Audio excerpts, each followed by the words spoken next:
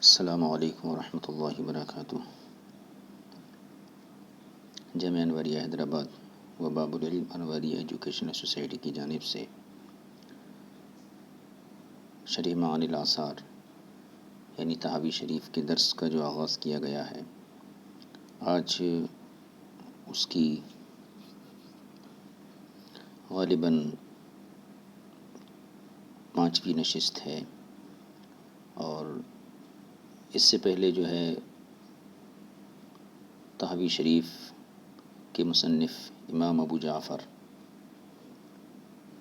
صاحب کتاب کے حالات زندگی اور خصوصیات تحاوی شریف کی ذکر کیے گئے، اور غالباً دوسرے جو ہے درس کے اندر صحت حدیث کے معنی پر بحث کی گئی، اور اس کے بعد جو ہے مذہب حنفی پر جو مخالفت حدیث کا الزام ہے اور منکرین کی جانب سے یا متعصبین کی جانب سے امام اعظم پر قلت حدیث کا جو الزام لگایا جاتا ہے، اس کے جوابات ذکر کیے گئے۔ آج اللہ کی توفیق سے ہم باضابطہ جو ہے سبق کا آغاز کریں گے، اور کتاب کا باضابطہ آج آغاز ہوا چاہتا ہے۔ پہلا باب امام طحاوی نے ترتیب دیا ہے، باب الماء یقع فیہ النجاست۔ اس باب میں اس پانی کے احکام بیان کیے جائیں گے جس میں نجاست پڑ جائے یا گر جائے۔ جیسا کہ اس سے پہلے ہم نے ذکر کیا تھا خطبے کی وضاحت کے دوران کہ امام طحاوی کا جو انداز ہے، اسلوب بیان ہے، پہلے آپ اپنی سند سے احادیث ذکر کرتے ہیں، اس کے بعد ان احادیث سے کس امام کے مسلک کو تائید ملتی ہے وہ ذکر کرتے ہیں، اور دوسرے ائمہ یا مجتہدین کا جو اختلاف ہے ان ائمہ کا تذکرہ کرتے ہیں۔ پھر اس کے بعد اگر وہ مسئلہ آپ کے پاس راجح ہوتا ہے تو پھر اس کی اپنی دلیل کے ذریعے قوت پیدا کرتے ہیں، اور دیگر جو ہیں دوسرے مذاہب کے دلائل کا آپ رد بھی فرماتے ہیں۔ اس لیے پہلے ہم حدیث کا ترجمہ پڑھ لیتے ہیں، اس کے بعد جو بحث ہے امام طحاوی کی طرف سے اس کی طرف توجہ کی جائے گی۔ بسم اللہ الرحمن الرحیم۔ حدثنا محمد بن خزیمة بن راشد البصری قال حدثنا الحجاج بن المنهالي قال حدثنا حماد بن سلمة عن محمد بن اسحاق عن عبید اللہ بن عبد الرحمن عن ابی سعید الخدری کی سند ہو گئی۔ حضرت ابو سعید خدری رضی اللہ تعالی عنہ سے مروی ہے ان رسول اللہ صلی اللہ علیہ وسلم کان یتوضأ من بئر بضاعة، کہ حضور اکرم صلی اللہ علیہ وسلم بئر بضاعہ یعنی بضاعہ کے کنویں سے وضو فرماتے تھے۔ فقیل یا رسول اللہ، تو آپ سے عرض کیا گیا یا رسول اللہ، تلقى فیہ الجیف والمحائض، یا رسول اللہ اس کنویں کے اندر مردار اور خواتین کے ایام حیض کے خون آلود کپڑے اس کے اندر ڈالے جاتے ہیں، نجس کپڑے ڈالے جاتے ہیں۔ فقال، جواباً آپ نے ارشاد فرمایا، ان الماء لا ينجس، بے شک پانی نجس نہیں ہوتا۔ یہ ایک حدیث ہو گئی۔ دوسری حدیث کی طرف توجہ کیجیے۔ اب اس حدیث کے اندر دو الفاظ آئے ہیں، ایک جیف اور دوسرا محائض، اور ایک کنویں کا تذکرہ آیا بئر بضاعہ۔ یہ کنواں جو ہے مدینہ منورہ میں دار بنی ساعدہ کا ایک مشہور کنواں تھا، اور جیف یہ جیفتن کی جمع ہے مردار لاش، یعنی مردہ لاش یا بدبودار مردار چیز کے لیے استعمال کیا جاتا ہے۔ محائض یہ محیدتن کی جمع ہے، حیض کے خون آلود کپڑوں کے ٹکڑوں کو محیضہ بولا جاتا ہے۔ دیکھیے دوسری حدیث دیکھیے۔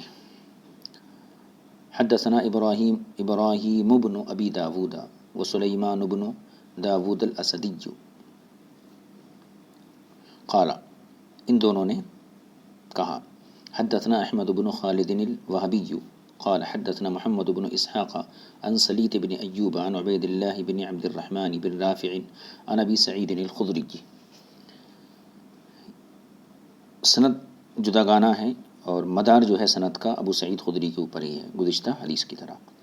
قال، ابو سعید خدری نے فرمایا، قیل یا رسول اللہ، عرض کیا یا رسول اللہ، حضور صلی اللہ علیہ وسلم سے عرض کیا گیا یا رسول اللہ، انہ یستقا لک من بئر بضاعۃ، انہ یستقا لک من بئر بضاعۃ، یا رسول اللہ آپ کے لیے جو پینے کا پانی لایا جاتا ہے وہ بئر بضاعہ سے لایا جاتا ہے.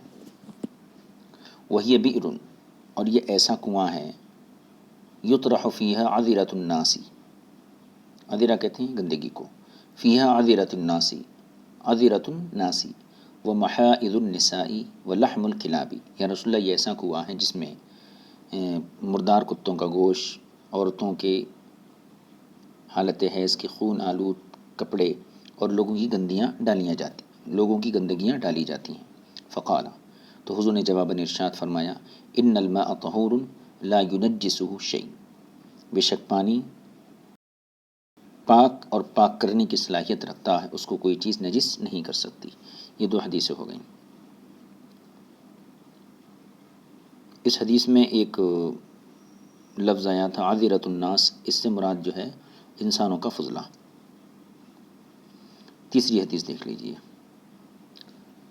حدثنا ابراہیم قال حدثنا عیسی بن ابراہیم البرکی قال حدثنا عبد العزیز بن مسلم القسملی قال حدثنا مطرف عن خالد بن ابی نوف عن ابی سعید الخدری عن ابن ابی سعید الخدری عن ابی، یعنی ابو سعید خدری کے بیٹے اپنے والد ابو سعید خدری سے روایت کرتے ہیں. قال، وہ فرماتے ہیں، انتہیت الی رسول اللہ صلی اللہ علیہ وسلم، میں رسول پاک صلی اللہ علیہ وسلم کی بارگاہ میں حاضر ہوا. وہو یتوضأ من بئر بضاعۃ، اور اس وقت آپ بئر بضاعہ سے وضو فرما رہے تھے. فقلت یا رسول اللہ، میں نے عرض کیا رسول اللہ، اتتوضأ منہا، آپ اس کنویں کے پانی سے وضو فرما رہے ہیں، آپ اس کنویں کے پانی سے وضو ہیں. وہی یلقى فیہا ما یلقى من النتن، حالانکہ اس میں متعفن اور بدبودار چیزیں ڈالی جاتی ہیں. وہی یلقى فیہا ما یلقى من النتن، اور اس میں ڈالا جاتا ہے جو بھی ڈالا جاتا ہے بدبودار چیزوں میں سے. فقال رسول اللہ صلی اللہ علیہ وسلم، تو حضور صلی اللہ علیہ وسلم نے فرمایا، الماء لا ینجسہ شیء، پانی اسے کوئی چیز نجس ناپاک نہیں کرتی ہے. یہ 3 حدیثیں ہو گئی. اب 4 حدیث پڑھیے. حدثنا ابراہیم بن ابی داود قال حدثنا اصبغ بن الفرج قال حدثنا حاتب بن اسماعیل عن محمد بن ابی یحیی الاسلمی عن امی.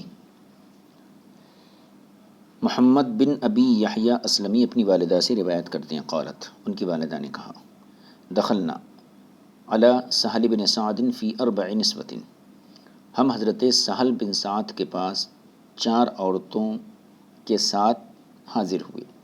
ان کی والدہ فرماتی ہیں. فقال، تو حضرت سہل فرمانے لگے، لو سقیتکم من بئر بضاعۃ لکرہتم ذلک، اگر میں تم لوگوں کو بئر بضاعہ سے پانی پلاؤں، لکرہتم ذلک، تو تم اسے ناپسند کرو گے. وقد سقیت رسول اللہ صلی اللہ علیہ وسلم بیدی منہا، حالانکہ میں نے اپنے ہاتھوں سے رسول پاک صلی اللہ علیہ وسلم کو اس کا پانی پلایا ہے، یعنی میں نے اپنے ہاتھوں سے اس کا پانی لے کر حضور کی خدمت میں پیش کیا، حضور نے اس کو پیا ہے. یہ 4 حدیثیں ہو گئیں. اور ایک حدیث پڑھ لیجیے اس کے بعد. حدثنا فہد بن سلیمان بن یحییٰ قال محمد بن سعید الاصبہانی قال انا شریک بن عبد اللہ النخعی عن طریف البصری عن ابی نضرۃ عن جابر او ابی سعید. یہ راوی کو شک ہے کہ ابو نضرہ نے جابر سے سنا اس روایت کو یا ابو سعید خدری سے سنا.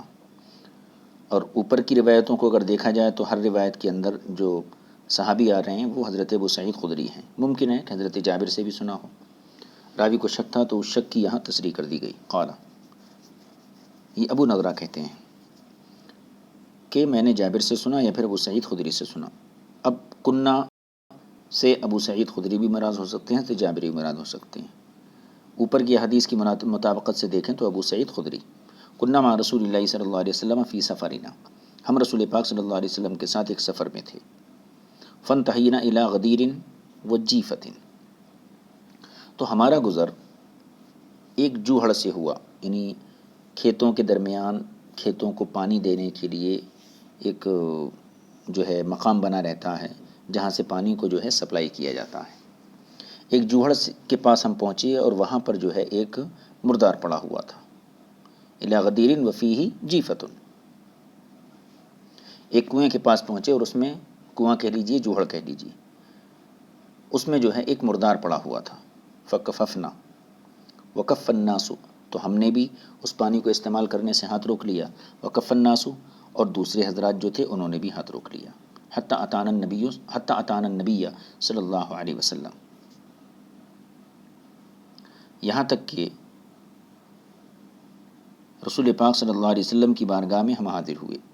ایک معنی تو یہ ہے، ایک معنی یہ ہے اتانا النبی، کہ حضور ہمارے پاس تشریف لائے، اس کے دو معنی کیے جا سکتے ہیں۔ حتی اتانا رسول اللہ صلی اللہ علیہ وسلم، تو اس کو اگر کہنا چاہیے نبی کو فاعل مانیں تو اسی صورت میں مناسبت زیادہ معلوم ہوتی ہے۔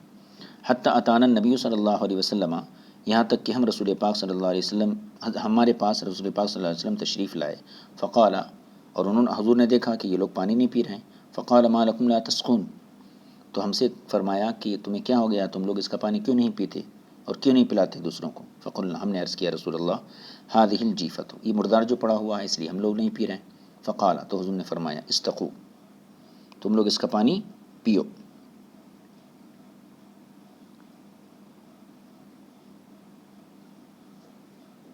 تو پی اور پلاؤ دونوں ترجمے بھی ہو سکتے ہیں۔ اس کے بعد آپ نے ارشاد فرمایا فإن الماء لا ينجسه شيء، کیونکہ پانی کو کوئی چیز نجس نہیں کرتی، فاستقینا، ابھی فرماتے پیا، پلایا، ورتوینا، اور ہم جو ہیں سیراب ہو گئے۔ یہ احادیث، یہ 5 حدیثیں ہوئیں غالباً، ان 5 حدیثوں کو امام طحاوی نے ذکر کیا اور ان سب کا ایک ہی مضمون ہے، فإن الماء لا ينجسه شيء، الماء لا ينجس، تو 5 احادیث کا مضمون ایک ہی ہے۔ اب یہاں سے امام شافعی مذاہب بیان کرتے ہیں اور فرماتے ہیں فذهب قوم إلى هذه الآثار، فقہا کی ایک جماعت انہی احادیث کی طرف گئی ہے، یعنی انہوں نے انہی احادیث کے ظاہر پر عمل کیا ہے، اور عمل کرتے ہوئے انہوں نے یہ طے کیا اور یہ فیصلہ دیا، فقالوا، ان فقہا نے یہ کہا لا ينجس الماء شيء وقع فيه، پانی کو کوئی ایسی چیز نجس نہیں کرتی جو اس میں گر جائے یا پڑ جائے، مگر الا ان یغیر لونہ او طعمہ او ریحہ، مگر یہ کہ وہ گرنے والی ناپاک چیز جو ہے، نجاست جو ہے، وہ پانی کے رنگ یا اس کے ذائقے کو یا اس کی بو کو بدل دے۔ فأی ذلک اذا کان فقد نجس الماء، تو جب ایسا ہو، ان میں سے کوئی ایک چیز پائی جائے، یعنی اوصاف ثلاثہ میں سے کسی وصف میں تغیر آ جائے، فقد نجس الماء، تو پانی نجس ہو جاتا ہے۔ تو ان احادیث کو سامنے رکھ کر فقہا کی ایک جماعت نے یہ فیصلہ کیا کہ پانی میں نجاست گرنے سے پانی ناپاک نہیں ہوتا ہے، جب تک کہ اوصاف ثلاثہ میں سے کسی ایک وصف کی تبدیلی نہ ہو جائے۔ اگر ایک وصف تبدیل ہو گیا تو پھر پانی نجس ہو جائے گا۔ یہ مذہب کس کا ہے؟ یہ امام مالک کا مذہب ہے۔ امام مالک کے یہاں پانی قلیل ہو یا کثیر ہو، نجاست کے گرنے سے وہ پانی نجس نہیں ہوتا، گویا نجاست قلیل یا کثیر پانی میں مؤثر نہیں ہوتی ہے جب تک کہ پانی کے اوصاف ثلاثہ میں تغیر واقع نہ ہو۔ دلیل کے طور پر یہ تمام جو 5 روایتیں ہیں یہ امام مالک کے مذہب کی تائید کرتی ہیں بظاہر۔ استدلال کیسے؟ امام مالک کا پہلے میں استدلال عرض کر دیتا ہوں۔ امام مالک اپنے اس مسئلے پر استدلال کس طریقے سے کرتے ہیں؟ ان احادیث کے ذریعے۔ ان احادیث میں ہر حدیث کے اندر الماء کا لفظ آیا ہے، تو مالکیہ کی طرف سے استدلال اس طریقے سے کیا جاتا ہے کہ الماء یہاں پر مطلق آیا ہے، رسول پاک صلی اللہ علیہ وسلم نے الماء کو قلت اور کثرت سے جو ہے مقید نہیں کیا ہے کہ پانی قلیل ہو کہ کثیر ہو. جب مطلق آیا تو اس کو اطلاق پر جاری کیا جائے گا. لہٰذا پانی قلیل ہو یا کثیر ہو، ہر پانی کا یہی حکم ہے کہ نجاست کی گرنے سے وہ ناپاک نہیں ہوتا جب تک کہ اوصاف ثلاثہ کی تبدیلی نہیں ہو جاتی. یہ امام مالک کا مذہب ہو گیا، ان کا استدلال ہو گیا.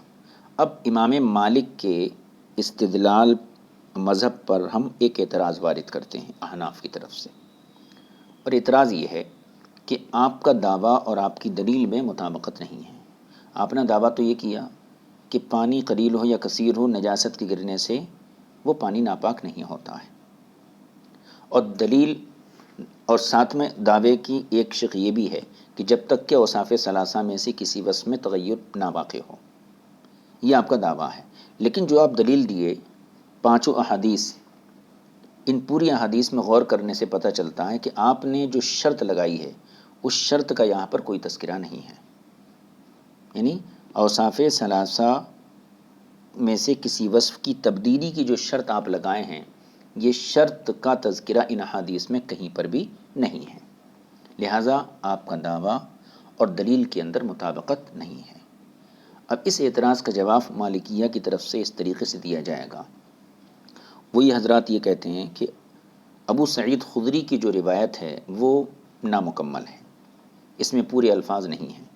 ابو امامہ کی اور ایک روایت ہے، اس کے اندر یہ قید مذکور ہے، الا ما غلب علی طعمہ او لونہ او ریحہ.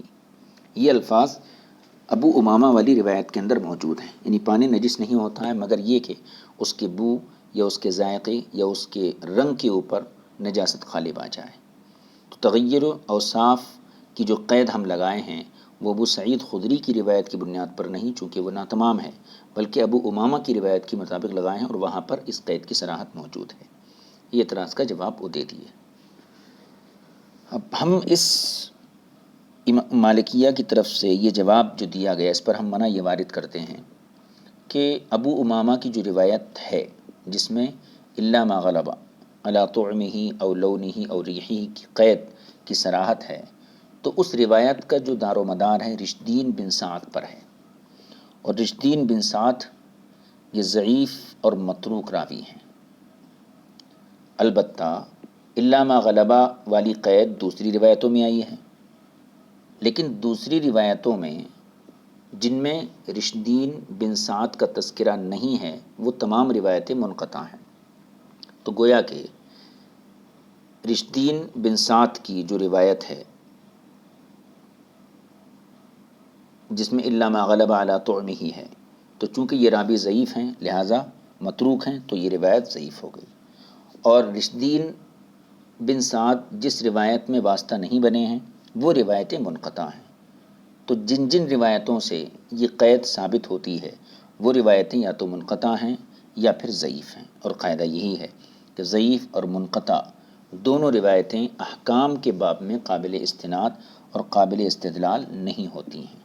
لہٰذا ان روایتوں کی بنیاد پر الا ما غلب علی طعمہ او لونہ او ریحہ کی قید لگانا یہ مناسب نہیں ہے. یہ ہم ان کے جواب پر منع وارد کرتے ہیں.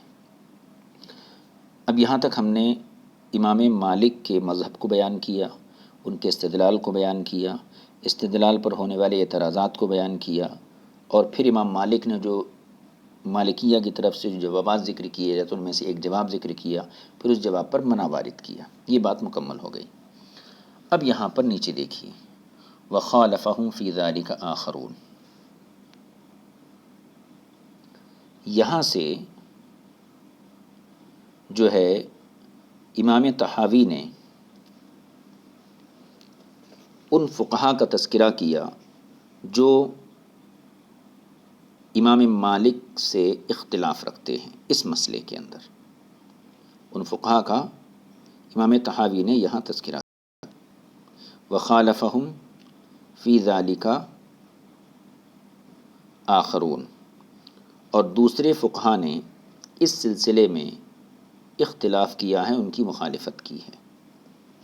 کن کی؟ مالکیہ کی. اچھا، فقالو، اور انہوں نے جو کہا اب یہاں سے امام مالک کا باضابطہ رد ہے، یہ مالکیہ کا باضابطہ رد ہے۔ پہلے ذہن میں مسئلہ رکھ لیں کہ مالکیہ نے ان احادیث کے ظاہر سے یہ حکم اخذ کیا کہ پانی قلیل ہو یا کثیر ہو، نجاست کے گرنے سے نجس نہیں ہوگا، ناپاک نہیں ہوگا، مگر یہ کہ اس کے اوصاف ثلاثہ میں سے کسی وصف میں تغیر واقع ہو جائے جب نجس ہو جائے گا۔ یہ مالکیہ کا مذہب ہے۔ لیکن اس کے بعد احناف، حنابلہ، شوافی، ان تینوں حضرات کا امام مالک سے یہاں اختلاف ہے، اور ان تینوں کا مسلک یہ ہے کہ قلیل پانی میں، یعنی تھوڑے پانی میں اگر نجاست گر جائے تو وہاں تغیر اوصاف کا اعتبار نہیں کیا جائے گا، چاہے کوئی وصف بھی نہ بدلے، جب بھی وہ پانی ناپاک ہے۔ اور اگر کثیر پانی میں نجاست گر جائے تو یہ دیکھا جائے گا کہ اس کے اوصاف ثلاثہ میں سے کسی چیز میں تبدیلی ہوئی یا نہیں ہوئی۔ اگر تبدیلی نہیں ہوئی ہے تو وہ پانی پاک ہے، اور تبدیلی ہو گئی ہے تو وہ پانی ناپاک ہو گیا۔ لیکن مائع قلیل میں اگر نجاست گر جائے تو وہاں تغیر اوصاف کا اعتبار نہیں کیا جائے گا۔ مثال کے طور پر ایک بکٹ، ایک بالٹی جو ہے پانی ہے، اب ایک قطرہ اگر اس میں شراب کا ڈال دیا جائے تو ایک قطرہ شراب کا ڈالنے سے نہ اس کی بو میں تبدیلی آئے گی، نہ مزے میں، نہ رنگ میں۔ تو کیا کوئی یہ کہہ سکتا ہے کہ یہ پانی پاک ہے؟ ہرگز کوئی نہیں کہہ سکتا۔ بہرکیف یہ مسلک ہے شوافی، احناف اور حنابلہ کا کہ مائع قلیل میں اگر نجاست گر جائے تو تغیر اوصاف کا اعتبار نہیں، مطلقاً پانی ناپاک ہو گیا، اور اگر مائع کثیر میں نجاست پڑ جائے یا گر جائے تو پانی ناپاک ہو جاتا ہے۔ کب؟ جب کہ اوصاف ثلاثہ میں سے کسی ایک وصف میں تبدیلی آ جائے، اور اگر اوصاف ثلاثہ میں سے کوئی وصف نہیں بدلتا ہے تو پھر وہ پانی بھی پاک رہے گا۔ تو اس سلسلے میں امام مالک ایک طرف ہیں اور تینوں ائمہ دوسری طرف ہیں۔ اسی کو فرمایا وَخَالَفَهُمْ فِي ذَلِكَ آخَرُونَ، اور ان کی یعنی مالکیہ کی دوسرے فقہا نے فی ذالک اس مسئلے میں مخالفت کی ہے۔ اچھا، اب یہاں پہ یہ میں اعتراض دور کرتا، ایک شبہ عارض ہوتا ہوں گا کہ شوافی اور احناف یہاں پر ایک ہی مسلک ہے کیا؟ جہاں تک میں نے مسئلہ بیان کیا وہاں تک ایک ہی مسلک ہے۔ اس کے بعد یعنی اس بارے میں مائع قلیل میں نجاست گر جائے تو مطلقاً پانی ناپاک ہوتا ہے، اس میں متفق ہیں۔ مائع کثیر میں پانی نجاست گر جائے تو اوصاف ثلاثہ میں جب تک تغیر نہیں آتا ہے پانی نجس نہیں ہوگا، اور آ گیا تو ہو جائے گا، اس میں ہی متفق ہیں۔ لیکن شوافی اور احناف کا جو اختلاف ہے مائع قلیل اور مائع کثیر کی تحدید کے اندر ہے۔ یعنی امام شافعی کے درمیان، امام شافعی کے یہاں مائع قلیل بولتے ہیں جو قلتین سے کم ہو، اور مائع کثیر بولتے ہیں کہ جس پانی کی مقدار قلتین کے برابر ہو یا اس سے زائد ہو، جبکہ امام اعظم کے نزدیک مائع قلیل اور مائع کثیر کی تعریف یہ مختلف ہے۔ اور اس سلسلے میں یہ بیان کیا گیا ہے کہ دہ دردہ کو مائع کثیر کہتے ہیں، اور دہ دردہ سے جو کم ہے وہ مائع قلیل کہا جاتا ہے۔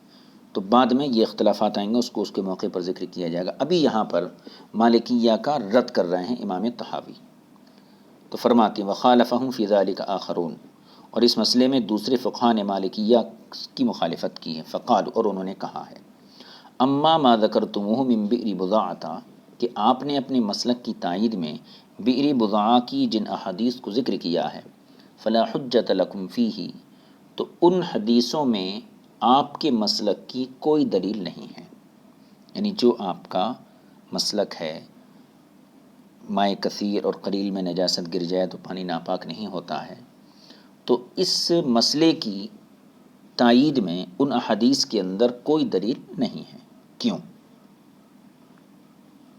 اب یہاں سے جو ہے باضابطہ طور پہ جو ہے جوابات اور رد ذکر کر رہے ہیں۔ پہلی چیز، لیکن یہاں تھوڑا رک جائیے، ایک چیز اور یہاں جاننا ہمارے لیے ضروری ہے، اس کو میں بعد میں ذکر کروں گا، ابھی ہماری دلیل دینا ضروری ہے۔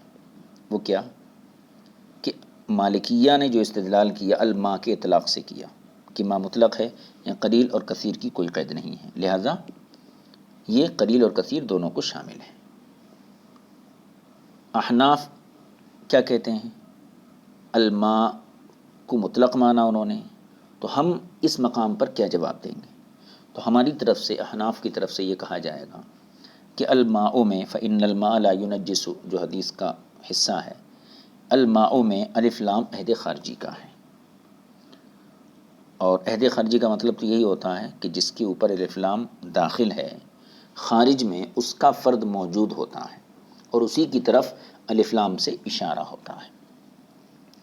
تو ہمارے یہاں جواب یہ دیا جائے گا ہماری طرف سے کہ الماء میں جو الف لام ہے عہد خارجی کا ہے، اور اس سے مراد خاص بئر بضاعہ ہے، خاص بئر بضاعہ ہے، اور بئر بضاعہ جو تھا وہ اس میں جاری پانی تھا، اس میں بہتا ہوا پانی تھا، اس لیے ان روایات سے جو اوپر ذکر کی گئیں، ان روایات سے ٹھہرے ہوئے پانی کے اوپر اور قلیل پانی کے اوپر استدلال کرنا یہ درست نہیں ہے، کیونکہ الماء سے مراد خاص بئر بضاعہ ہے، اور بئر بضاعہ بہتے ہوئے پانی کے حکم میں تھا، اس لیے ان تمام روایات سے مائع قلیل یا مائع راکد یعنی ٹھہرے ہوئے پانی کے اوپر بھی استدلال کرنا یہ درست نہیں ہے۔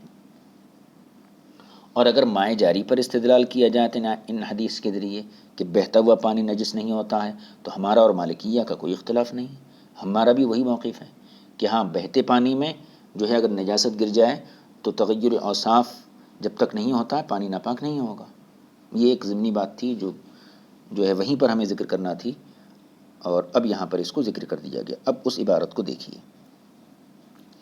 کہ اس مسئلے میں دوسرے فقہاء نے امام مالک کی مخالفت کی، اور انہوں نے کہا کہ تم نے بئر بضاعہ کی جو حدیث ما ذکرتموہ من بئر بضاعہ فلا حجۃ لکم فیہ، بئر بضاعہ والی حدیث میں تمہارے لیے کوئی دلیل نہیں ہے، کیوں؟ اب یہاں سے کیوں کا جوابات ذکر کر رہے ہیں۔ پہلی بات، لِأَنَّ بئر بضاعۃ قد اختلف فیہا ما کانت، پہلی چیز تو یہ ہے کہ بئر بضاعہ کے بارے میں علماء کے مختلف اقوال ہیں کہ یہ کنواں کیسا تھا، اس کی کیفیت کیا تھی، اس کی کیفیت کیا تھی۔ یہاں پر امام طحاوی نے واقدی کے حوالے سے بئر بضاعہ کی کیفیت بیان کی ہے، اور وہ یہ ہے کہ بئر بضاعہ کا جو پانی تھا وہ بہتا ہوا پانی تھا، جاری پانی تھا، وہ جاری پانی تھا۔ لِأَنَّ بئر بضاعۃ قد اختلف فیہا ما کانت، تو تمہارے لیے ان حدیث کے اندر کوئی دلیل کیوں نہیں ہے؟ اس لیے کہ بئر بضاعہ کے معنی کے اندر اختلاف ہے، مختلف اقوال ہیں۔ فقال قوم، تو ایک قوم کا یہ کہنا ہے کانت طریقا للماء الی البساتین، کہ بئر بضاعہ جو ہے یہ باغات تک پانی پہنچنے کا راستہ تھا، پانی پہنچنے کا راستہ تھا، یعنی اس کا پانی باغات تک جاتا تھا۔ اب جب اس کا پانی باغات تک جاتا تھا اور باغات کو سیراب کرتا تھا، فکان الماء لا یستقر فیہا، تو پانی اس کے اندر جمع نہیں ہوتا تھا، ٹھہرتا نہیں تھا۔ جب ٹھہرتا نہیں تھا، فکان حکم مائہا کحکم ماء الانہار، تو بئر بضاعہ کے پانی کا بھی وہی حکم ہوگا جو بہتی ہوئی نہروں کے پانی کا حکم ہوتا ہے، بہتی ہوئی نہروں کے پانی کا حکم ہوتا ہے۔ وہکذا نقول فی کل موضع، اور ہم یہی بات کہیں گے ہر اس مقام پر، کان علی ہذہ الصفۃ، کہ جس کا پانی اس صفت پر ہوگا، یعنی بہتا ہوا پانی ہوگا، تو ہم یہی کہیں گے ہر اس مقام پر کہ جس کا پانی اس صفت پر ہوگا، کیا کہیں گے؟ وقعت فی مائہ نجاست فلا ینجس ماؤہ، کہ اگر ایسے پانی میں، بہتے ہوئے پانی میں نجاست گر جائے تو اس کا پانی نجس نہیں ہوگا، الا ان تغلب علی طعمہ او لونہ او ریحہ، مگر یہ کہ اس کے مزے پر، اس کے رنگ پر اور اس کی بو پر نجاست غالب آ جائے۔ او یعلم، یا پھر یہ جان لیا جائے، یہ معلوم ہو جائے، انہا فی الماء الذی یؤخذ منہا،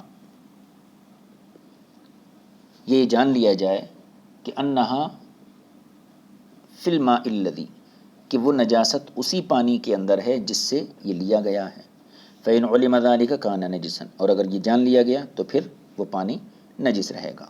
وَإِنْ لَمْ يُعْلَمْ، اور اگر نہ جانا گیا، وَإِنْ لَمْ يُعْلَمْ ذَلِكَ كَانَ طَاهِرًا، اور اگر نجاست کا علم نہیں ہے، نجاست گری نہیں گری، تو ایسی صورت میں وہ پانی پاک ہے.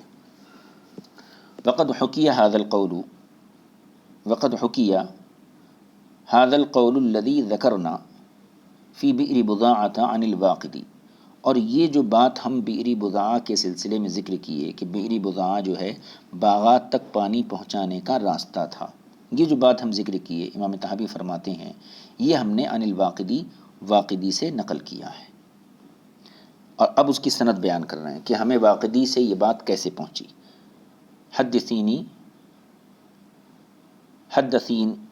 حدثنی ہی ابو جعفر احمد بن ابی عمران عن ابی عبداللہ محمد بن شجاع السلجی عن الواقدی. اس سند کے ساتھ بئر بضاعہ کے حوالے سے یہ بات ہم تک پہنچی ہے. انہا کانت کذالک، کہ وہ یعنی بئر بضاعہ کا کنواں ایسا ہی تھا. اب یہاں اس کا میں خلاصہ عرض کر دوں. امام طحاوی نے فرمایا کہ ان احادیث میں آپ کے لیے کوئی حجت نہیں ہے. کیوں؟ اس لیے کہ بئر بضاعہ کے بارے میں علماء کے مختلف اقوال ہیں. ایک قول یہ ہے کہ بئر بضاعہ یہ باغات تک پانی پہنچانے کا راستہ تھا، لہذا اس سے یہ معلوم ہوتا ہے کہ یہ بہتا ہوا پانی تھا. اور جب یہ بہتا ہوا پانی تھا تو ایسے سلسلے میں بہتے پانی کے لیے جو حکم ہے وہ حکم آپ ٹھہرے ہوئے پانی کے لیے ثابت نہیں کر سکتے. ایک چیز تو یہ ہو گئی. تو دوسری چیز، دوسرے طریقے سے رد، اس کا آغاز یہاں سے ہو رہا ہے. وَكَانَ مِنَ الْحُجَّةِ فِي ذَلِكَ أَيْضًا، اور ہماری طرف سے ان احادیث میں یہ بھی ایک دلیل ہے. کیسے؟ پہلے مسئلہ سن لیجیے.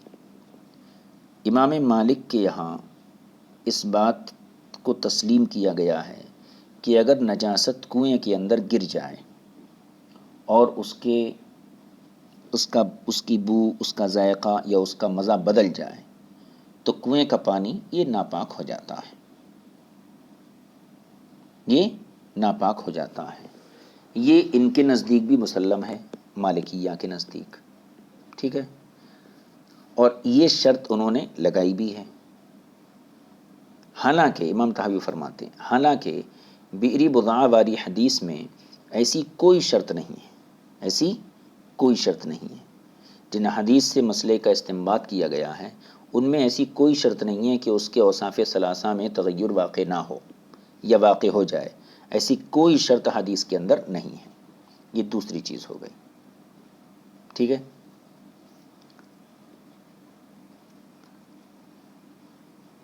بلکہ وہاں کتنا ہے، صرف اتنی بات ہے کہ حضور صلی اللہ علیہ وسلم سے بئر بضاعہ کا سوال کیا گیا اور آپ نے اور سوال کرنے والوں نے اس انداز سے سوال کیا، انہو یلقا فیہ الکلاب والمحائض، یا رسول اللہ اس میں مردار کتے اور حیض کے چھیتڑے ڈالے جاتے ہیں. بس اتنا سوال ہوا. آپ نے اس کا جواب کیا دیا، ان الماء لا ینجسہ شیء، پانی جو ہے کوئی چیز اسے نجس نہیں کرتی ہے. تو ان پورے احادیث میں جتنی بھی روایتیں یہاں ذکر کی گئیں، کسی بھی روایت کے اندر جو ہے تغیر اوصاف والی شرط نہیں ہے اور وہ قید نہیں ہے. ٹھیک ہے. حالانکہ آپ اس میں وہ قید لگاتے ہیں، وہ قید لگاتے ہیں. اس کا ترجمہ کر لیجیے. وَكَانَ مِنَ الْحُجَّةِ فِي ذَلِكَ أَيْضًا، اور اس میں یہ بھی ایک دلیل ہے، انہم قد اجمعوا، کہ مالکیہ کا اس بات پر اجماع ہے، ان النجاست اذا وقعت فی البئر، کہ جب نجاست کسی کنویں میں گر جائے، فغلبت علی طعم مائها او ریحہ او لونہ، اور اس کنویں کے پانی کے مزے کے اوپر یا اس پانی کی بو کے اوپر یا اس پانی کے رنگ کے اوپر وہ نجاست غالب آ جائے. ٹھیک. ان ماءها قد فسد، تو اس بات پر اجماع ہے کہ اس کا پانی یہ نجس ہو گیا. ولیس فی حدیث بئر بضاعة من هذا شیء، حالانکہ ایسی کوئی قید بئر بضاعہ والی حدیث کے اندر موجود نہیں ہے. انما فیہ، اس میں تو صرف اتنی بات ہے، ان نبی صلی اللہ علیہ وسلم سئل عن بئر بضاعہ، حضور صلی اللہ علیہ وسلم سے بئر بضاعہ کے بارے میں پوچھا گیا، فقیل لہ، تو حضور سے یہ کہا گیا، انہ یلقی فیہ الکلاب والمحائض، یا رسول اللہ اس میں مردار کتے اور خون آلود ناپاک کپڑے ڈالے جاتے ہیں۔ تو حضور نے جواباً فرمایا، ان الماء لا ینجسہ شیء، پانی کو کوئی چیز نجس نہیں کرتی۔ یہ دو چیزیں ہو گئیں یہاں ذکر کر دیں، پھر میں اس کو مضمون کو ضم کر دیتا ہوں۔ پہلی چیز تو یہ ہے کہ امام مالک نے ان احادیث کے ذریعے جس مسئلے کو اخذ کیا تو وہ دراصل حدیث کے ظاہری معنی کو لیتے ہوئے ہے۔ ان الماء لا ینجسہ شیء، اس کے ظاہری جو معنی ہیں اس کے لحاظ سے مسئلے کا استنباط کیا گیا ہے، اور ہمارا یہ کہنا ہے کہ یہ الفاظ، یہ حدیث کے جو الفاظ ہیں فإن الماء لا ینجسہ شیء یا ان الماء لا ینجس، یہ جو حدیث ہے یہ اپنے ظاہری معنی پر محمول نہیں ہے، ظاہری معنی پر محمول نہیں ہے، بلکہ اس کا دوسرا معنی ہے۔ اور وہ معنی کیا ہے؟ وہ معنی یہ ہے کہ رسول پاک صلی اللہ علیہ وسلم سے جس کنویں کے بارے میں سوال کیا گیا تھا، تو ایسے وقت سوال کیا گیا تھا جب کہ نجاست اس کنویں سے نکال دی گئی تھی۔ اب کنویں سے نجاست نکال دی گئی، اب تازہ پانی اس میں آ رہا ہے، فریش پانی آ رہا اس میں، تو صحابہ نے اس پانی کے بارے میں سوال کیا تھا جو تازہ پانی آ رہا ہے، اور ان کی کہنے کا مقصد یہ تھا، یا رسول اللہ اس میں نجاست تھی، اس کو نکال دیا گیا، اب نجاست نکال دینے کے بعد نیا پانی آیا، تو اس کنویں کی جو مٹی ہے اور اس کی جو دیواریں ہیں، تو یہ نئے پانی جب دیوار سے یا مٹی سے ٹچ ہو کے جو آ رہا ہے، تو دیوار اور مٹی کی وجہ سے یہ پانی نجس تو نہیں ہوتا ہے۔ یہ ان کا پوچھنا تھا، یعنی صحابہ یہ سمجھتے تھے کہ شاید یہ مٹی اور دیواروں سے لگنے سے جو پانی آتا ہے یہ پانی نجس ہوتا ہوگا، اس لیے انہوں نے پوچھا۔ تو حضور نے فرمایا کہ تازہ پانی جب آیا تو دیوار یا مٹی کی وجہ سے اس پانی کے اندر نجاست سرایت نہیں کرے گی، وہ پانی نجس نہیں ہوگا۔ تو ہم نے ان احادیث کو اس معنی کے اوپر محمول کیا ہے۔ کیوں محمول کیا ہے؟ ہم نے ظاہر سے اس کو کیوں ہٹایا ہے اور اس کو اس معنی کے اوپر محمول کیوں کیا ہے؟ اس کے لیے امام طحاوی نے 4 مقدمات ذکر کیے ہیں۔ 2 مقدمات کی میں وضاحت کر دیا۔ پہلی چیز، یعنی یہ حدیث اپنے ظاہر پر محمول نہیں ہے، بلکہ مطلب یہی ہے جو میں نے ابھی ذکر کیا۔ اس کے لیے امام طحاوی نے 4 گویا کے مقدمات ذکر کیے۔ پہلا مقدمہ کیا تھا کہ بئر بضاعہ کے بارے میں واقدی کے حوالے سے یہ نقل کیا گیا کہ بئر بضاعہ کا پانی بہتا ہوا تھا، باغوں کو سیراب کرتا تھا، تو جاری پانی تھا، ایک چیز۔ دوسری چیز یہ کہ آپ حضرات نے جو ہے آپ یعنی مالکیہ کی طرف سے، مالکیہ بھی اس چیز کو مانتے ہیں کہ اگر کسی کنویں کے اندر نجاست گر جائے اور اس کے اوصاف ثلاثہ میں تبدیلی ہو جائے تو وہ پانی نجس ہو جاتا ہے، حالانکہ حدیث کے اندر ایسی کوئی قید نہیں ہے۔ تیسرا مقدمہ یہ ہے کہ جس کو یہاں سے مصنف بیان فرما رہے ہیں، وَنَحْنُ نَعْلَمُ، یہاں سے تیسرا مقدمہ، یہ ایک عقلی چیز ہے۔ فرماتے ہیں اس کا پہلے مفہوم سمجھ لیجئے، ہم یقینی طور پر جانتے ہیں کہ اگر کسی کنویں کے اندر اس سے کم نجاست ڈال دی جائے، یعنی جس قدر نجاست بئر بضاعہ کے اندر ڈالی جاتی تھی اس سے کم نجاست، مثلا وہاں اگر 10 مردار کتے ڈالے جاتے تھے تو کم سے کم 2 یعنی ایک کتا اگر کسی کنویں کے اندر ڈال دیا جائے، کسی کنویں کے اندر ڈال دیا جائے تو یہ محال ہے اور ناممکن ہے کہ پانی کی بو نہ بدلے یا اس کا مزہ نہ بدلے، ایسا ناممکن ہے۔ یعنی یہ بات مشاہدے کے اندر انسان کی آ سکتی ہے اور انسان سمجھ سکتا ہے کہ اگر کسی کنویں کے اندر ایک مردار کتا گر کے مر گیا، پھٹ گیا، تو ایک کتے کی وجہ سے پورے پانی کی بو بدل جائے گی اور اس کا ذائقہ تبدیل ہو جائے گا۔ یعنی یہ ناممکن ہے کہ کتا گرے، مرے، پھٹ جائے اور اس کے بعد بھی اس پانی میں کوئی تغیر نہ آئے، یہ چیز بالکل ناممکن ہے۔ ٹھیک ہے، یہ تیسرا مقدمہ، اس کو ذہن میں رکھیں۔ چوتھی چیز، حضور اکرم صلی اللہ علیہ وسلم نے صحابہ کے لیے بیری بضاعہ کے پانی کو مباح قرار دیا، مباح قرار دیا۔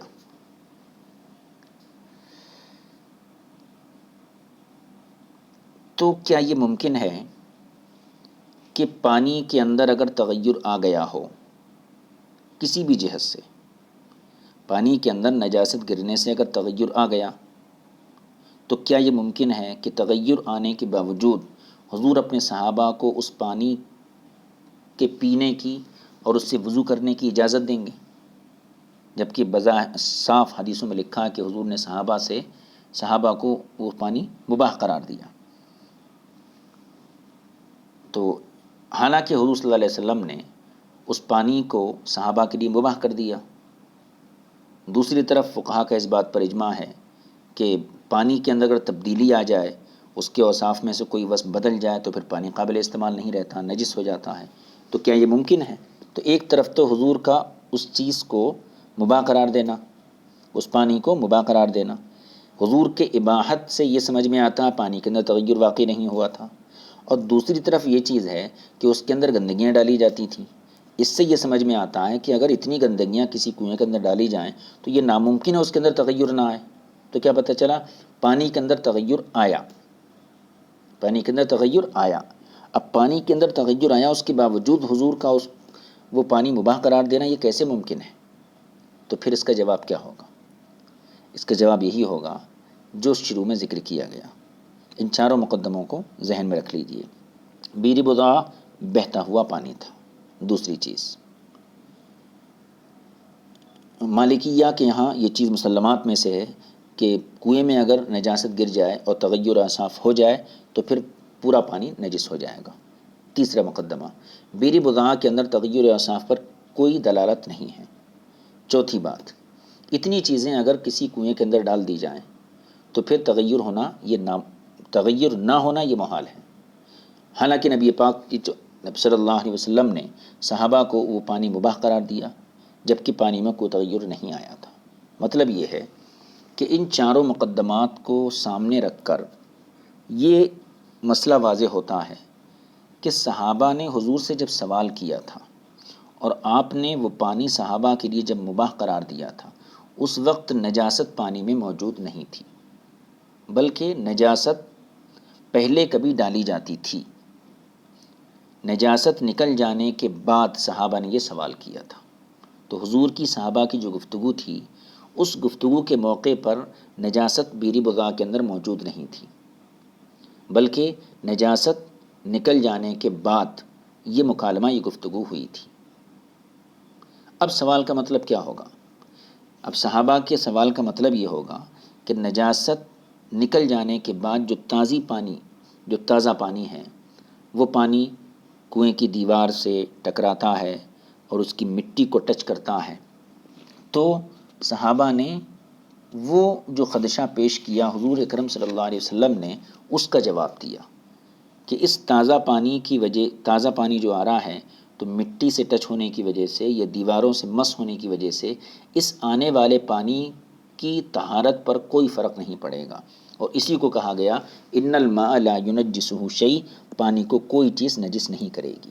تو ہم نے یہ امام طحاوی نے 4 مقدمات کے ذریعے ثابت کرا اور واقعتاً ثابت کیا کہ یہ حدیث پاک اپنے ظاہر پر نہیں ہے، بلکہ اس کا وہ معنی ہے جو امام طحاوی نے بیان فرمایا۔ اس کا جو ہے ترجمہ کر لیتے ہیں۔ وقد اباح لهم النبی صلی اللہ علیہ وسلم ماءها، اور حالانکہ رسول پاک صلی اللہ علیہ وسلم نے صحابہ کے لیے اس کا پانی، بیری بضاعہ کا پانی مباح قرار دیا۔ واجمعوا، اور علماء کا اجماع ہے اس بات پر، ان ذلک لم یکن، کہ ایسا نہیں ہو سکتا کہ پانی کے اندر تبدیلی ہو اور اوصاف متغیر ہو جائیں اور حضور اس کو مباح قرار دیں۔ وقد داخل الماء التغیر من الجہات اللاتی ذکرنا، اور یہ اس بات پر اجماع ہے کہ ایسا نہیں ہو سکتا اس حال میں کہ پانی کے اندر ہماری ذکر کردہ جہتوں میں سے کسی اعتبار سے بھی تغیر واقع ہو جائے، ٹھیک ہے، یہ نہیں ہو سکتا۔ استحال عندنا، لہذا ہمارے نزدیک یہ محال ہے، واللہ عالم، اللہ بہتر جانتا ہے۔ کیا محال ہے؟ ان یکون سوالهم النبی صلی اللہ علیہ وسلم ان مائها وجوابه ایاہم فی ذلک بما اجابہم، تو ہمارے نزدیک یہ محال ہے کہ ان یکون سوالهم، کہ صحابہ کا حضور سے سوال کرنا، ان مائها اس کے پانی کے بارے میں، وجوابهم ایاہ فی ذلک، اور صحابہ کو حضور کا اس بارے میں جواب دینا، بما اجابہم جو حضور نے جواب دیا، والنجاست فی البیر، اور نجاست کنویں کے اندر ہو، یعنی یہ ناممکن ہے کہ نجاست کنویں کے اندر ہو اور اس وقت حضور نے صحابہ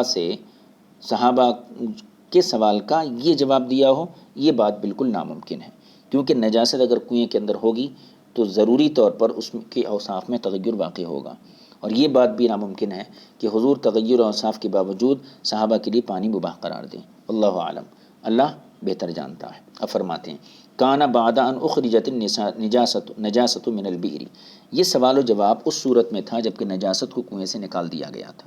فسألوا النبی صلی اللہ علیہ وسلم عن ذلک، تو صحابہ نے اس پانی کے بارے میں سوال کیا حضور سے، کیا هل تطهر باخراج النجاست منها، کیا نجاست کے نکالے جانے سے، اس سے یعنی منہا کنویں سے، نجاست کے نکالے جانے کے باوجود بعد یہ پاک ہو جاتا ہے؟ فلا ینجس ماؤها الذی یطرأها، تو جو تازہ پانی اس میں آ رہا ہے وہ نجس نہیں ہوتا بعد ذلک، نجاست نکلنے کے بعد۔ وذلک موضع مشکل، اور یہ ایک مشکل مقام ہے اس کو ظاہر پر محمول کرنا، کیوں؟ لأن حیطان البئر لم تغسل وطینتها لم یخرج، کیونکہ کنویں کی جو دیواریں تھیں وہ دھوئی تو نہیں گئی تھیں اور اس کی جو مٹی تھی وہ نکالی بھی نہیں گئی تھی۔ فقال لهم النبی صلی اللہ علیہ وسلم، تو حضور نے ایسے فرمایا، یعنی صحابہ کے لیے یہ چیز ایک مشکل تھی کہ نجاست تو نکل گئی لیکن اس کی مٹی موجود ہے، دیواریں موجود ہیں، تو اور دیواریں دھوئی بھی نہیں گئی ہیں، مٹی نکالی بھی نہیں گئی ہے، تو پھر پانی پاک کیسے رہیں گا؟ تو حضور نے ان کے لیے فرمایا ان الماء لا ینجس، پانی نجس نہیں ہوتا ہے۔ تو حضور کے اس ارشاد کا مطلب کیا؟ یرید بذالک ان الماء لا ینجس میں جو ماء ہے، جو پانی ہے کہ پانی نجس نہیں ہوتا، یرید بذالک، اس سے حضور صلی اللہ علیہ وسلم نے یہ بیان فرمانا چاہا، یرید بذالک الماء الذی طرأ علیہ بعد اخراج النجاست منہا، اس سے وہ پانی مراد ہے جو کنویں میں تازہ پانی آیا اس سے نجاست نکالے جانے کے بعد، کیوں؟ یعنی وہ پانی مراد ہے جو نجاست نکالنے کے بعد تازہ پانی آیا۔ لا ان الماء لا ينجس اذا خالطته النجاسہ، وہ پانی نہیں، یعنی یہ مطلب نہیں ہے کہ وہ پانی نجس نہیں ہوتا جس سے نجاست مل جائے، یہ مطلب نہیں ہے، بلکہ مطلب یہ ہے کہ نجاست نکالے جانے کے بعد جو تازہ پانی آیا تو دیواروں سے ٹچ ہونے کی وجہ سے یا مٹی سے لگنے کی وجہ سے وہ پانی نجس نہیں ہوتا ہے۔ وقد رأیناہ، اب یہاں سے امام طحاوی نے کچھ نظیریں پیش کی ہیں اس بات کی کہ ہم نے اس حدیث کو ظاہر پر محمول نہیں کیا بلکہ دوسرے معنی پر محمول کیا۔ اس کی کچھ نظیریں امام طحاوی نے احادیث سے پیش کی ہیں کہ حضور کے اسی قسم کے اقوال ہیں، اور پوری امت، تمام ائمہ ان احادیث کو ظاہر پر محمول نہیں کرتے ہیں بلکہ اس کو ایک دوسرے معنی پر محمول کیا جاتا ہے۔ تو یہ 4 وجوہات تھیں جو امام طحاوی نے یہاں ذکر کی۔ اب جو ہے آخری مسئلہ یہی ہے کہ ہم نے فإن الماء لا ينجسه شيء، اس حدیث کو ہم نے ظاہری معنی پر محمول نہیں کیا بلکہ ہم نے ایک دوسرا معنی بیان کیا کہ اس سے مراد وہ پانی ہے جو بیری بضاعہ کا وہ پانی جو نجاست نکالے جانے کے بعد تازہ پانی آیا تھا، اور صحابہ کا سوال اس وقت تھا جب نجاست نکال دی گئی تھی، تو چونکہ آنے والا پانی جو ہے دیواروں سے مٹی سے ٹچ ہو رہا تھا، تو اس ٹچ ہونے کی وجہ سے اور دیوار اور مٹی سے ملنے کی وجہ سے یہ آنے والا تازہ پانی یہ نجس نہیں ہوتا، اس کی عدم نجاست کا حضور نے حکم دیا، تو یہ ظاہر کے خلاف ہے معنی۔ تو ہم نے ظاہر کے خلاف معنی کیوں کیا ہے، اس کی چند نظیریں امام طحاوی نے ذکر کی ہیں۔ انشاءاللہ تعالی آئندہ درس میں ان نظائر کو آپ کی خدمت میں حاضر کیا جائے گا۔ وصلی اللہ علی نبی الکریم وآلہ وصحبہ اجمعین والحمد للہ رب العالمین۔